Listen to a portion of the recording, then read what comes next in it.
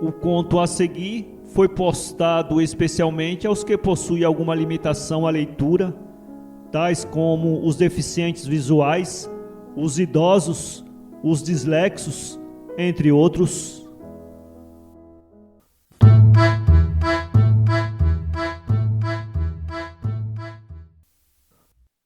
Este livro foi gravado em fitas cassetes, remasterizado e digitalizado nos estúdios da Fundação Dorina Noil para cegos.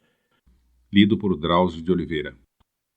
Meu conto de Maupassant, de Monteiro Lobato. Conversavam no trem dois sujeitos. Aproximei-me e ouvi. Anda a vida cheia de contos de Maupassant. Infelizmente há pouquíssimos Guis. Por que Maupassant e não Kipling, por exemplo? Porque a vida é amor e morte, e a arte de Maupassant é 9 em 10 um enquadramento engenhoso do amor e da morte. Mudam-se os cenários, variam os atores, mas a substância persiste. O amor, sob a única face impressionante, a que culmina numa posse violenta de fauno incendiado de luxúria, e a morte, o estertor da vida em transe, o quinto ato, o epílogo fisiológico. A morte e o amor, meu caro, são os dois únicos momentos em que a jogralice da vida arranca a máscara e freme num delírio trágico. Não te rias, não componho frases, justifico-me. Na vida, só deixamos de ser uns palhaços inconscientes a mentirmos à natureza quando esta, reagindo, põe a nu o instinto hirsuto ou acena o basta final, que recolhe o mau ator ao pó. Só há grandeza, em suma, e seriedade, quando cessa de agir o pobre jogral, que é o homem feito, guiado e dirigido por morais, religiões, códigos, modas e mais postiços de sua invenção, e entra em cena a natureza bruta. A propósito de que tanta filosofia com este calor de janeiro? O comboio corria entre São José e Quiririm, região arrozeira em plena faina do corte. Os campos em cega tinham o aspecto de cabelos louros tosados à escovinha. Pura paisagem europeia de trigais. A espaços feriam nossos olhos quadros de Millet, em fuga lenta, se longe, ou rápida, se perto. Vultos femininos de cesta cabeça que paravam a ver passar o trem. Vultos de homens amontoando feixes de espigas para a malhação do dia seguinte. Carroções tirados a bois recolhendo o cereal ensacado. E como caía a tarde e a mantiqueira já era uma pincelada opaca de índigo a barrar a imprimidura evanescente do azul, vimos em certo trecho o original do Ângelus.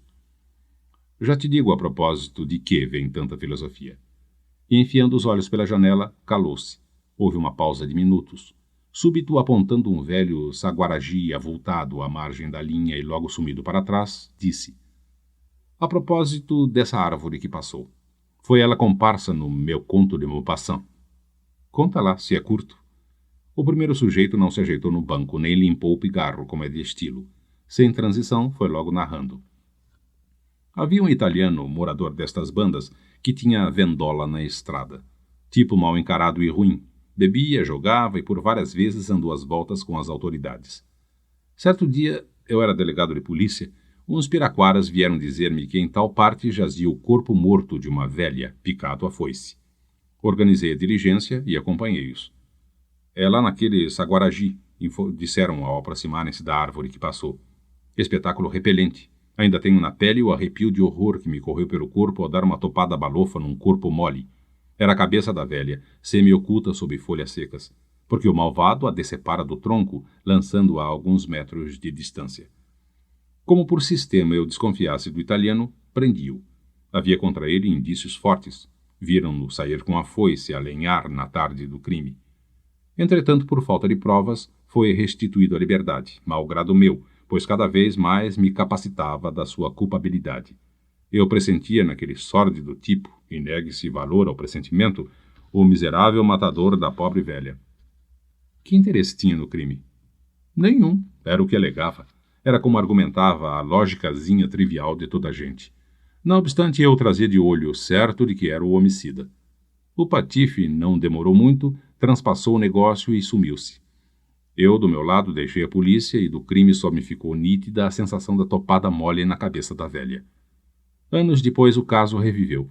A polícia obteve indícios veementes contra o italiano, que andava por São Paulo num grau extremo de decadência moral, pensionista do xadrez por furtos e bebedices. Prenderam-no e remeteram-no para cá, onde o júri iria decidir da sua sorte. Os teus pressentimentos? O sujeito sorriu com malícia e continuou. Não resistiu, não reagiu, não protestou. Tomou o trem no braço e veio de cabeça baixa, sem proferir palavra, até São José. Daí por diante, quem o conta é um soldado da escolta. Metia miúde os olhos pela janela, como preocupado em ver qualquer coisa na paisagem, até que defrontou o Saguaragi.